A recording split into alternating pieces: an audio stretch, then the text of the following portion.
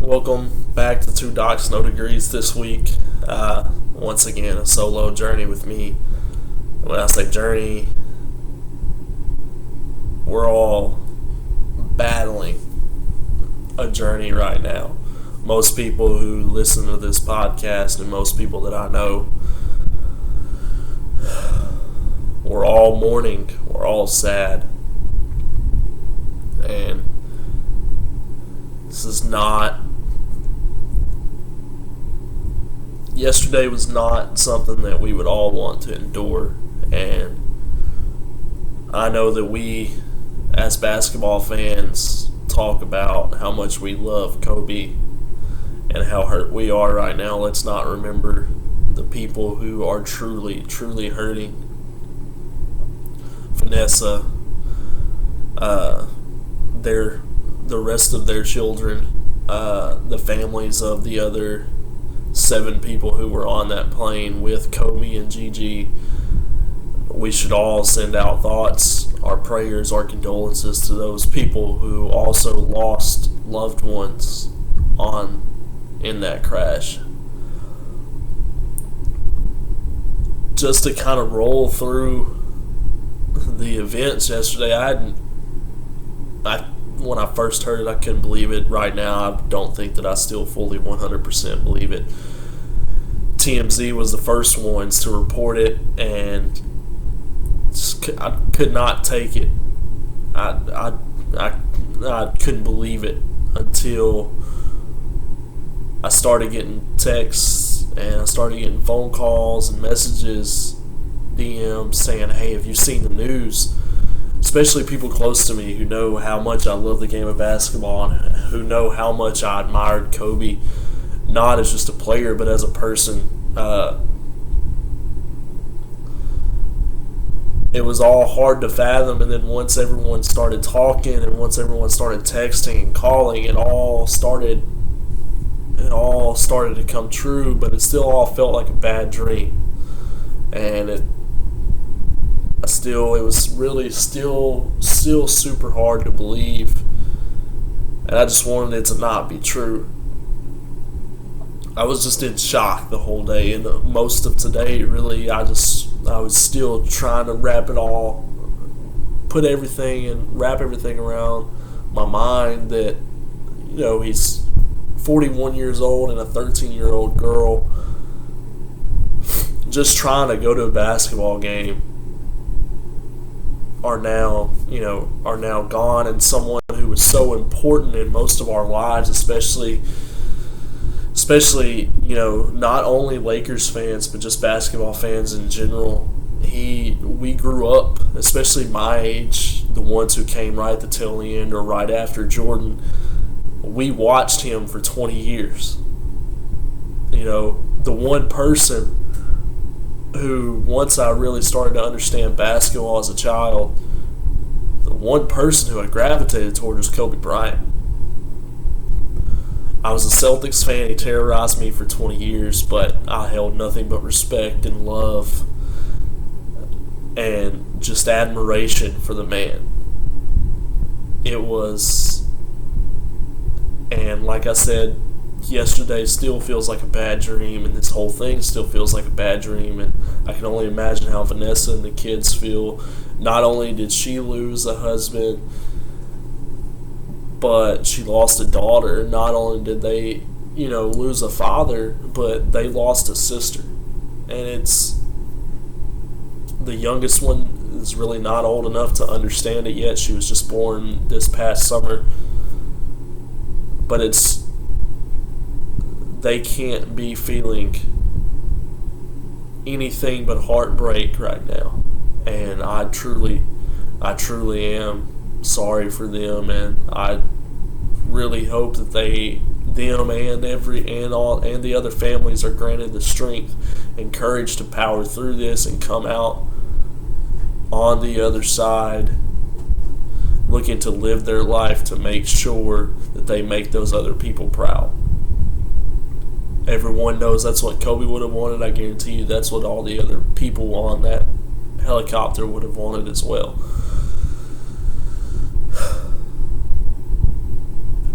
the impact that he had showed yesterday and is still showing today. We all hear it every time a celebrity dies that you don't know him, you didn't know him personally, you never met them. At this point, it doesn't matter. I have been a victim of saying that myself. I am guilty of that.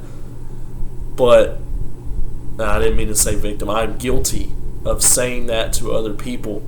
But when it comes to this, when it comes to a person who made such a direct impact on my life and so many other people's around the world, it truly does feel like you lost someone close to you.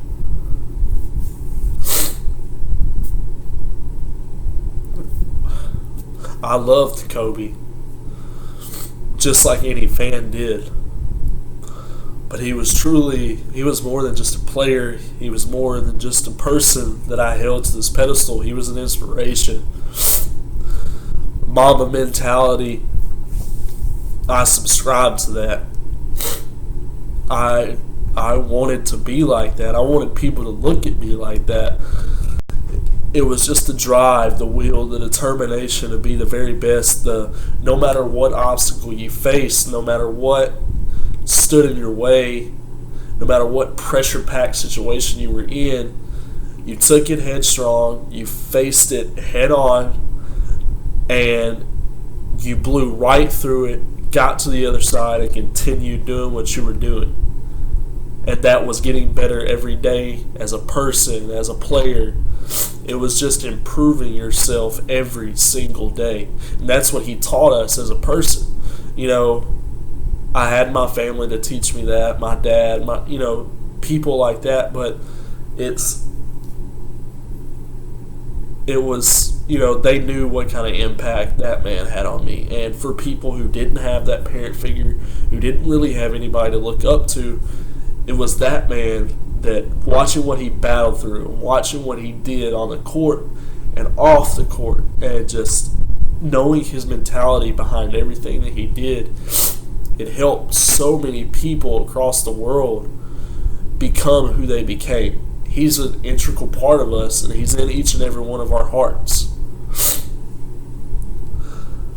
And it's still so hard to believe that Kobe's gone. As a fan, and someone who truly looked up to and admired him, I finally cried tears watching a couple of tributes this afternoon, and just seeing how people around the world reacted, and people who I didn't even know really understood the game and really looked up to him. That was what surprised me. Well, not really surprised, because I knew the reach that the man had, but it just took me back, and I was just so shocked as to how many people this man actually touched. And it's still hard to believe, and it's going to be hard to believe for a while. The NBA family, fans, owners, players, we're all hurting right now. His family's hurting more than all of us. And I know that we all wish them the best. But it's, we're here to mourn, but we're also here to celebrate what we got to see. Some of us for 20 years, some of us for more. Some people all the way back to his high school days.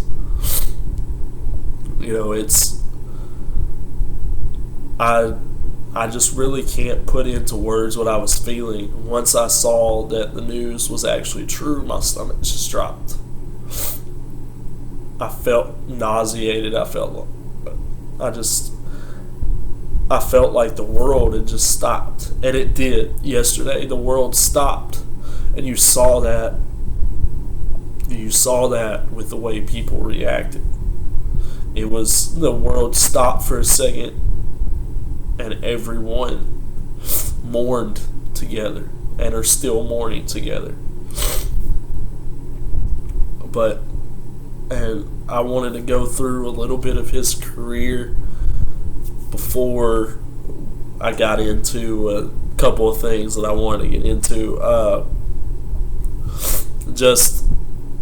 So Kobe's pro career, 33,643 points, good for fourth all time ever in the NBA. LeBron James just passed him. And just to kind of sidetrack on that, for whoever's dogging LeBron James for not posting his feelings to social media, I hope you watch the video and see the picture of him bawling his eyes out coming off of the plane in LA after hearing the news. This man, he looked up to Kobe. Him and Kobe were always jaw-jacking and laughing and having fun during his playing days, and even now that Kobe was just sitting, being a spectator in the stands. I mean, you seen them dapping each other up, laughing and joking. He's definitely hurt right now for why people are trying to dog him. I don't know. Kobe also had 6,306 assists, good for 31st all time, and it doesn't seem, Kobe did not pass a lot. We understand that Kobe was the best player on the court at all times, and he knew it. And that's what you do when you're the best player on the court, is you take the game and you take the moment, you take that game, you take the ball, you take everything into your hands. You have the world in your hands. You know where the ball now, and your mindset is, I'm coming. Now you just have to stop me. LeBron does it. Kobe did it. Jordan did it. Any great person, Larry Legend did it. Any great player, any great person wants that moment on them. They want the spotlight. And it was, sometimes it could be a little selfish. But when you're the best player, you have to be selfish at times. And it's a little different watching LeBron James. He makes different types of plays, but he's still selfish when he needs to be. And that's the mark of a great player, is knowing when you have to take control, when you have to take that game into your hands, because you're always in control. Jordan was always in control. Kobe was always in control. LeBron's always in control. You just have to know when, okay, now unleash the chaos. Now it's time. Now I'm fisting to bring it on. And no one else is touching the basketball. This is going through me and only me. And even in life, you have to have that mentality of, I've got to take this situation. I have got to be the best in this situation. And no matter what's happening, I've got to pull people through this.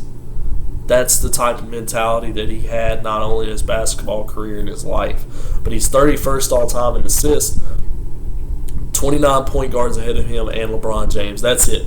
So people who were made to assist are ahead of him. LeBron James is engineered to get everyone involved. That's what he is. And so there's no knock in him being 31st overall. 7,047 total rebounds, 640 blocks, 1,944 total steals. Four-time All-Star Game MVP, 2002, 07, 09, 11. 2007 through 08 Most Valuable Player. 2009, 2010 Finals MVP, and 2007 through 08 Sporting News MVP. 18 All-Star games. He was 15th all-time in games played, 8th all-time in minutes played, which is, he had a lot of wear and tear on him. 7th all-time in field goals, 3rd all-time in field goal attempts. Of course, that's another knock that people have on him, is that he shot a lot. Well, of course he had to shoot a lot. He was the man. That's what he did. 17th all-time in steals, 5th all-time in turnovers, but I'm not worried about the bad. This is not, I just wanted to kind of glide over his career a little bit and let everyone understand, where he kind of came from in his career. One of my favorite stories of Kobe Bryant, and this is about his work ethic. I can't remember where the story originated from. I can't remember if it was Olympic. I think it was Olympic days. I can't remember, but it was a story of a trainer who got a call from Kobe. They had just had practice the day before. They got a call from Kobe that night at like 2 or 3 a.m. saying, "Hey man, I want to get a workout in." And you don't say, and the trainer himself, said, you don't say no to Kobe Bryant. When Kobe wants to get a workout in, you get a workout in. And that's what happened. The trainer was like, okay, let me get ready. He got ready, goes to the gym. He gets there, and Kobe's already drenched in sweat. Mind you, this is 4 a.m. And I believe they have a game that night. And Kobe is drenched in sweat. And the trainer gets there, and Kobe's, just ready to go again. And that's what kind of workman's attitude Kobe had, was I want to be the best, and no one's going to stop me. No one's going to outwork me. And that's what a lot of us took into our, to our lives, and a lot of us in the sports, especially us young basketball players who admired him, was no one, and especially me, I wanted to be the hardest working. I was a gym rat when I was in high school. No one was going to outwork me. You may be more athletic. You may have more talent, but no one, and I meant no one, was going to outwork me. I was going to be the hardest working person there, and I was going to make sure that it showed. And I see that's, Mamba mentality. A lot of people are referencing that, and a lot of people are talking about that, being his legacy. And that really is his legacy. Is you're going to hear Mamba mentality throughout the rest of, any of our lives. Because, especially from sports fans, because when, even in other sports, everyone refers to it as Mamba mentality. Before that, that became the thing in sports, was if you're outworking everybody and it shows, and you're one of the better players on the court, it's that Mamba mentality, that killer instinct, that killer mentality, that I'm going to drive a dagger through your heart. I'm going to be the hardest working man. I'm going to be the best on the floor. And when it comes that time, I'm going to drive a dagger through your heart, and I'm going to put you down. And that's what a lot of us took to heart growing up with him. And the story behind the helicopter is another one that I read today, or that I listened to Kobe explain it himself today in an interview a while ago. It got to where when he would practice and stuff, being in LA, the traffic would get so bad when his kids would have, school functions and stuff. He would try to be there, and he wanted to be there, but he would miss it because of how bad traffic got. So he started racking his brain, he started researching, well, how can I still do what I want to do, still be the best, still work hard, and be able to get to this stuff on time. He started looking into helicopters to where he could just go 15 minutes, bam, he's where he's at. And that was his big thing, was he didn't want to miss family time. And I think we can all relate to that, especially me. Growing up, ages 1 to 4, so it wasn't really, a huge, big deal. But my dad wasn't around a lot, and it wasn't his fault. He worked a long job, he made good money, so I don't hold any regrets or grudges towards him. But he wasn't around a lot for the first 4 years of my life, and then come 2001, he gets a new job offer that's going to give him better hours. He's going to be able to be home with me, because of his previous job, he would go to work before I woke up, and he would not make it home until I was asleep. And even though it was only 1-4, I still remembered all that. From my birth, really, to 4 years old, I still remembered all that. I remembered a lot of it, but I never held it. I never held it against him, and that's what Kobe didn't want to happen. Even though he was so busy playing ball and he was busy doing other things, he didn't want that to happen. He wanted to be there for his family. He wanted to be there for his kids. And he made sure that happened by any means necessary. And that was the whole mindset of always flying a helicopter everywhere. That was how he wanted to do things. Tracy McGrady, I'm just talking stories now that I've heard from people who were around Kobe and from Kobe himself. Tracy McGrady, who I believe it was on The Jump this morning or today, they asked him about Kobe and stuff like that, and they asked him, what his conversations with young Kobe was like, and he said this is exactly what he wanted when he was young. He wanted to die young, and he wanted to be remembered. Of course, that changed as he got older and he got a family, but that was what he told Tracy McGrady was, I just want to die young and I want to be remembered. And unfortunately, that's what's happened. Even at 41, we see that as a young age because we remember just a few years ago watching him play ball. So, he died young. He's going to be remembered forever. But that's not what he wanted coming down to the end. That was just a young guy talking. He wanted to be the best. He wanted to take over Michael Jordan's throne. And he felt like he did that. He felt like he done everything. He felt like he done Jordan proud, who became really like a father figure to him. And who became more like a big brother to him, who took him under his wing. So, to hear Tracy say that and to watch Tracy break down, that was one of the ones that I watched to where I finally cried tears, where the shock kind of wore off, and I was able to mourn and I was able to grieve.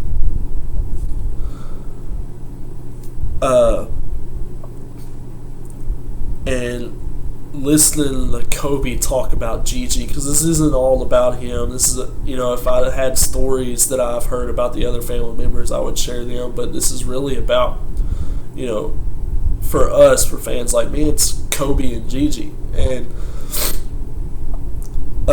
Kobe said something about Gigi, and he would have people come up to him saying, you and Nessa need to have a boy, someone to carry on that legacy, someone.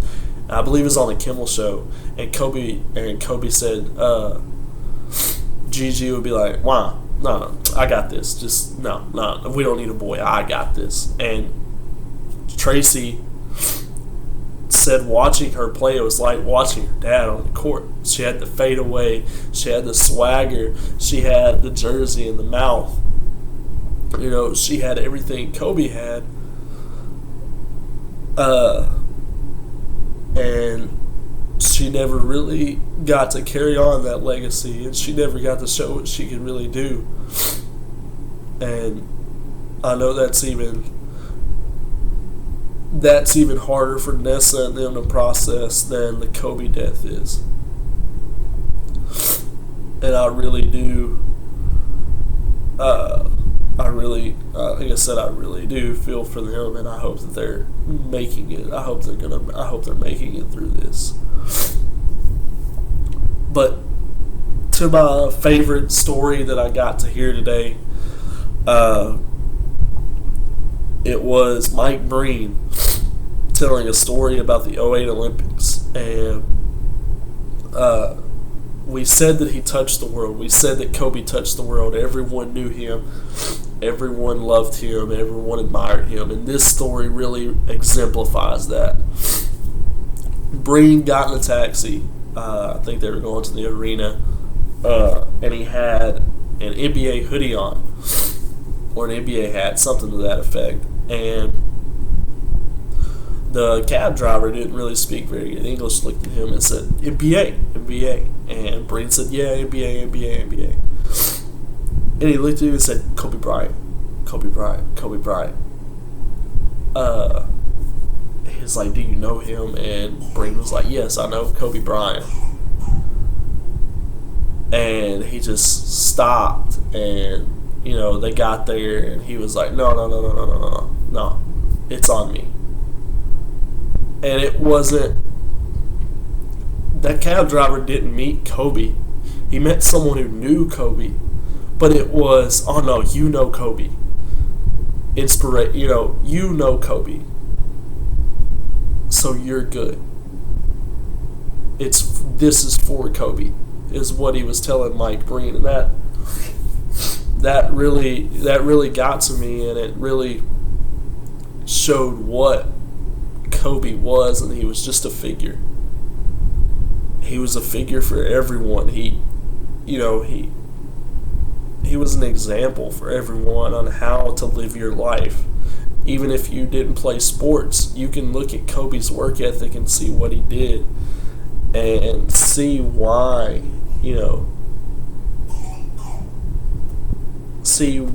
why you should always strive to be your best and what it really takes to live a good life. I mean, it's something that so many of us have learned to live by, and it's just it's been a while since I've seen the world when one person passes away. It's been a while since I've seen the world just come together like they did yesterday and like they're going to right now. It's mesmerizing that us as human beings, with all of our faults, with all of our differences, we're able to come together in times like this. And I think Jay Wills said it the best when he said, just let that shit go.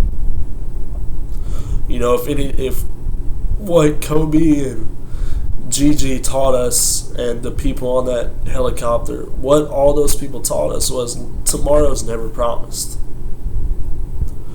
It's never promised, and I've had numerous conversations. I've told numerous people I love them. When he died, all I could think about was my kid and my fiance, and what would they think if I didn't tell them I love them before something, and then something like that happens. So just let the shit go. If you're holding grudges, if you're upset at someone, if anyone has any beef with you, they won. That's it. They won. There's no reason to carry it on. Carry love for everybody. Carry love for each other. Don't show hatred. Don't hold that in your heart. Make sure that you tell the people that's truly close to you how you feel. And, we don't know Kobe and Gigi's last words. We don't know those people on the helicopter with them. We don't know any of their last words. But we can take from what Kobe showed us and just know that, Vanessa and them knew how he felt. And I hope that those other families know how their family members felt. So just let the shit go. Don't hold any ill will towards anybody. Enjoy your life. Live your life to the fullest. Make sure that you hold your dear ones close. And make sure that they never go any day without a doubt knowing how you feel about them. And I hope that you know how they feel about you, that they don't want to see anything happen to you, that if you were to die tomorrow, you were loved, and people are going to miss you. I love you all. I will be back after the Super Bowl next Monday with the next episode of this. This is gonna be probably the hardest episode I ever do because I did not want to do it, but I felt like I needed to honor Kobe. Just, I love you all, and I hope that your lives are full of prosperity and happiness. And just please, just let that shit go.